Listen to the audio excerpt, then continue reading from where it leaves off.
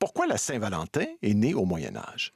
Alors, ces deux éléments-là sont en effet des héritages, en quelque sorte, de ce dont on vient de parler depuis un moment, de l'amour courtois, de ce nouveau discours amoureux qui se Mhm. développe à partir du 11e siècle. Eh bien, au 14e siècle, d'abord, si on revient sur le cœur lui-même, c'est une image qui est empruntée à la feuille de lierre. Hein, si vous regardez le cœur anatomique, il a peu à voir avec l'image du cœur tel qu'on le dessine.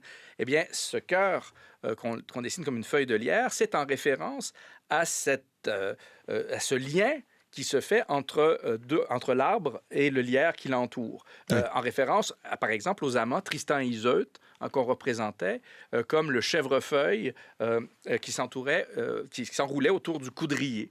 Donc, on a cette idée d'un lien très, très D'une fort, union, là, ouais, d'une très union, fort. et le cœur, donc, est repris de cette image de la feuille de lierre. Le rouge va devenir la couleur du sang, de la passion amoureuse, donc dans la même logique.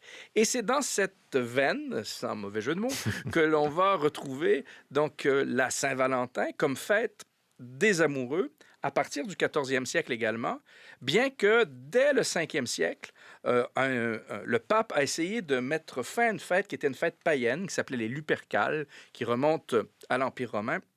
Cette fête va devenir la fête d'un martyr, d'un saint martyr qu'on appelle Valentin, et sa date est le 14 février.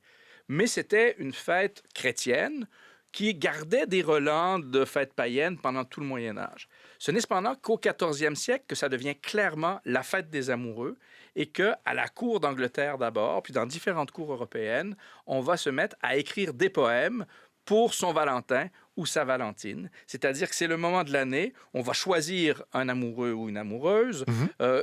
où on va choisir à nouveau. Hein, il y a un très beau poème d'Otto de Granson qui, pour la Saint-Valentin, écrit « Et aujourd'hui encore, je vous choisis pour une fois et pour toute ma vie ».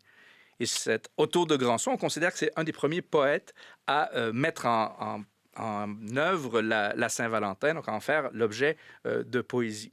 On a aussi des versions féminines de la Mhm. Saint-Valentin autour de Christine de Pisan. Donc très rapidement, ça devient une fête importante et la fête des amoureux.